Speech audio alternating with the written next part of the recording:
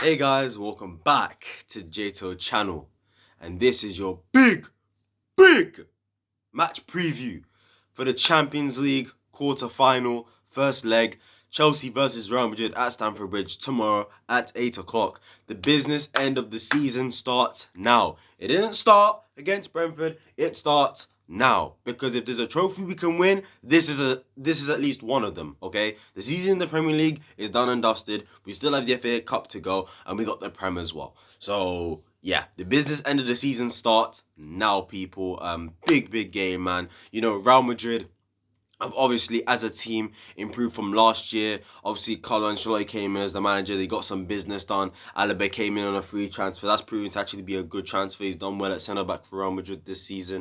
Do you know what I'm saying? Some of their players have improved, like Vinicius Jr. He's gone up to a whole new level, in terms of output, because we all know the talent's there. But, not only does this guy not have the talent, the skill, that Brazilian flair that we all expect from these type of guys, but he's also putting in the GA. Benzema is having the season of his life. Bro, this guy just keeps getting better and better.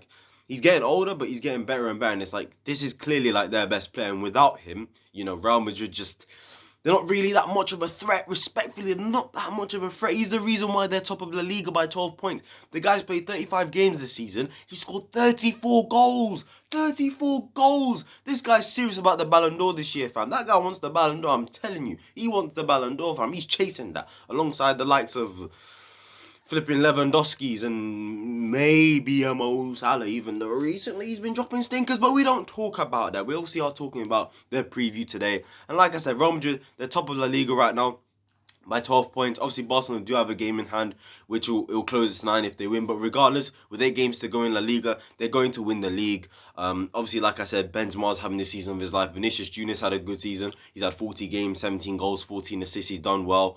Courtois in goal. I mean, as much as I hate the guy, as much as, he's a snake and all this stuff, he's having the season of his life too. I mean, from what I'm hearing, Real Madrid fans call him the best goalkeeper in the world over there. So, I mean, we have something to say about that, despite conceding 4. But, it shows Courtois, has just improved to another level after even his first season at Real Madrid was very, very poor. But the guy's been absolutely brilliant this season. And yeah, hopefully they don't turn up for tomorrow's game, because if they do, then there's a good chance Real Madrid could get something out of this game. Now, obviously, with Chelsea, we lost our last game. There's turmoil at the club, the new owners, whoever they're going to be, just chaos going on time after time after time again. It's what works best in it.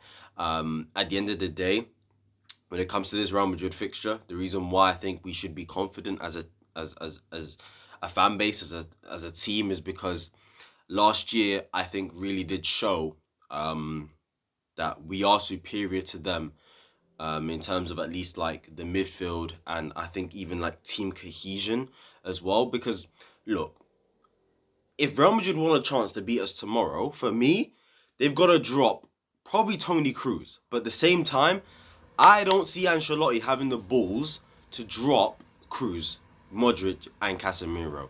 I think maybe one, if not two of them need to be dropped. Maybe at least one, because Modric brings that energy at least, despite his age. But the reason why last year we were just so superior to them is because their midfield just showed their age. They just showed that they're really old. And N'Golo Kante had a masterclass alongside our defense as well. And just possession-wise, we dominated them.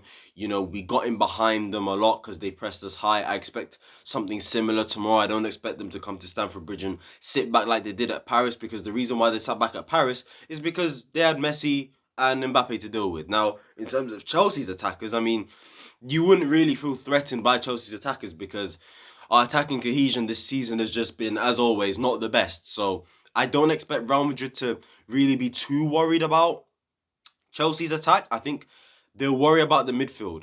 And this is where people think maybe Valverde might come in, or Camavinga might come in. Personally, like I said, I don't think Ancelotti will have the balls to do that. So for that reason, it just brings me confidence, that we'll do him again this year. I mean, it's typical Chelsea to go and beat Brentford and then to go beat Real Madrid. I mean, last year we lost to West Brom 5-2. Our next game was a Champions League quarter-final and we won 2-0. It's literally the same here. We lost to now just like West Brom, we lost to Brentford, got battered. Next game, Champions League quarter final. Hopefully we win. But yeah, that's enough of Real Madrid anyway. 5 minutes in, Thomas Tuchel did do his press conference. Christian Pulisic done their press conferences. Go check that out. I didn't really.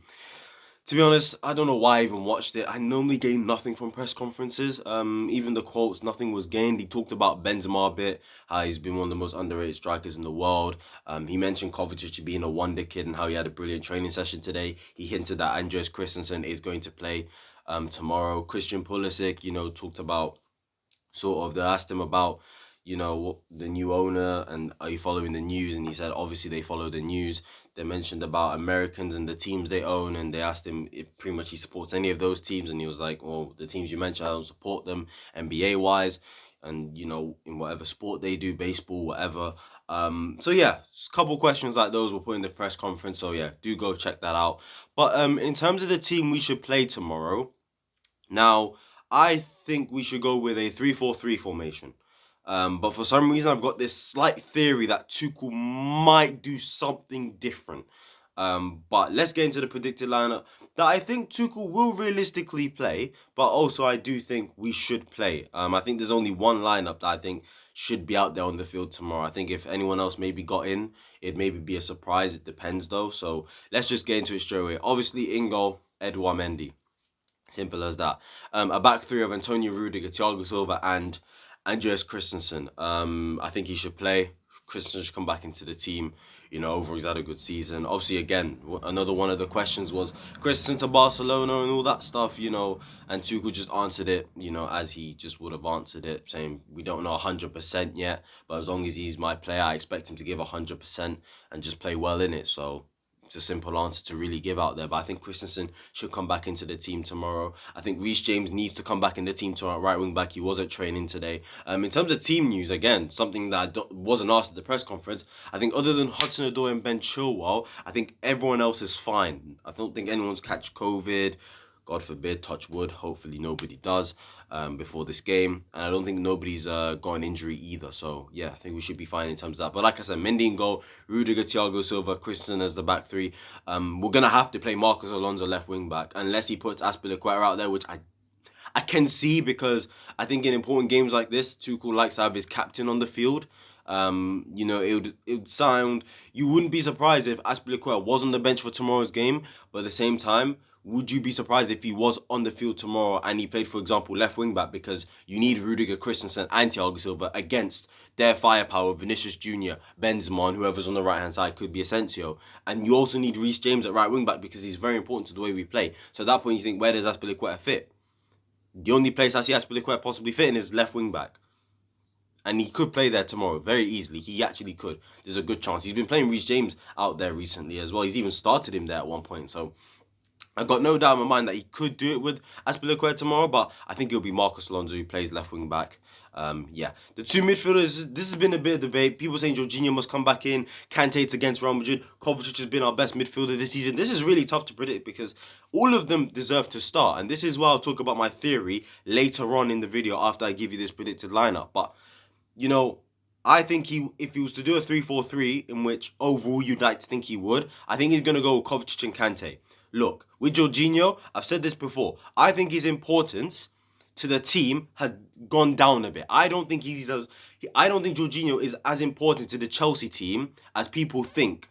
I think his influence has gone down for me because I think Tuchel's always preferred Kovacic and Kante. I think since he's come in, I think that's what he's always preferred. But because last season it didn't work as much, it made sense to do Jorginho and Kante because on paper and on the field, it probably just works better, if you know what I mean. But this season, Kovacic has gone to another level. He's been so good. Kante is Kante. You can't drop him in big games. That's why those two played against Lille. That's why those two played in the Carabao Cup final. And I don't see how it changes tomorrow. And it has to be those two for me anyway. Because like I said, Kovacic has gone to another level this season. And he has to play every game because he's just brilliant. Kante's Kante. This is Real Madrid. Champions League Kante. Because the guy's not consistent in the league as much anymore. But in the Champions League, he knows what he's doing. And he turns up. And he ends up showing us why he is the best midfielder in the world when he wants to be Kante.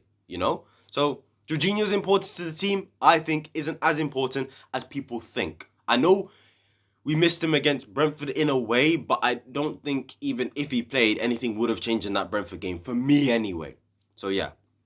We move on now to the front three. I think this is simple. I think we should play Hakim Ziyech on the right, Kai Havertz up top, and Christian Pulisic on the left. Pulisic done the press conference, and normally when players do press conferences before the game, they normally start. He has to start.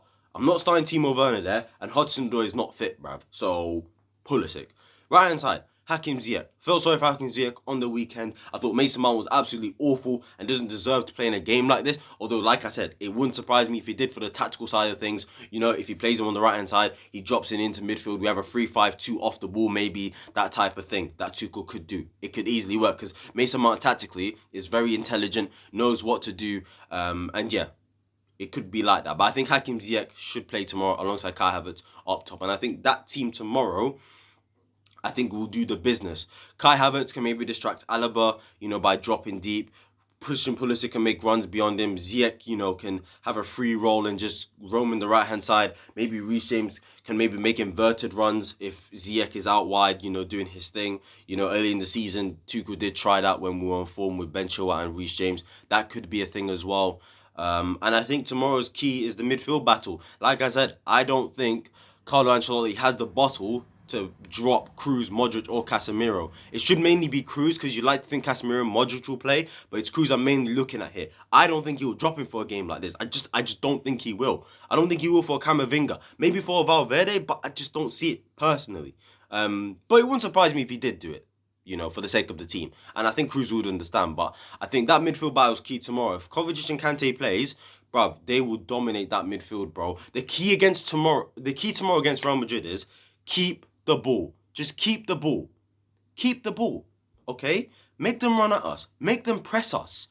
We'll find the spaces in behind and we can go on transitions. And all of a sudden, we can expose Alaba and Militao, because maybe their fullbacks will be pushing high for Mendy and Carvajal. Modric and Kroos will be pressing high, they will. Benzema, Vinicius Jr., Asensio, they'll press high as well. We can just have a nice build-up in which most of the time we deal with the press very well as a team 90% of the time that we play.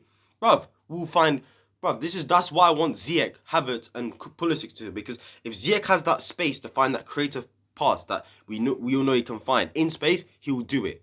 If there's a winger that I trust that can finish off chances, it's Christian Pulisic. And if there's a striker up top that probably has the package of pressing, dropping deep, making runs in behind, linking up the play, making runs down the channels, giving space for other players to do their thing, it's Kai Havertz. And that is why I play those three tomorrow alongside the two midfielders, because they're both progressive, they're both good on the ball, they're both press resistant, they're both good under pressure, and they are both quick as well to get out of, situations, if you know what I mean. That's why I would play those guys.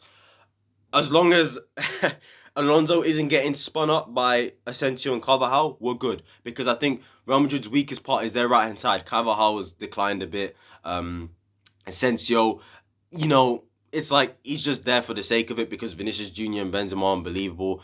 And yeah, as long as Vinicius Jr. isn't twisting up Reece James or Christensen as much, we should be fine for tomorrow. And tactically, we should have this game in the bag. Now, quickly, before I give you a score prediction, I'm just going to talk about this theory for a bit. Do not be surprised if Tuchel plays a 4-3-3 tomorrow. And I mainly said this because of the midfield three. Like I said beforehand, before I started getting deeper into it, right? Jorginho, Kante and Kovacic are all very important in terms of their characteristics, in terms of the profile of player. And I think Tuchel could be in a situation where I think he might need all three of them tomorrow. And I think the only way to have all three of them is to maybe play a 4-3-3. Now, if we play a 3-5-2 against Real Madrid, I don't know about that personally. I don't like that. I saw it against Lille. They just took advantage of the wide areas a lot of the time, man.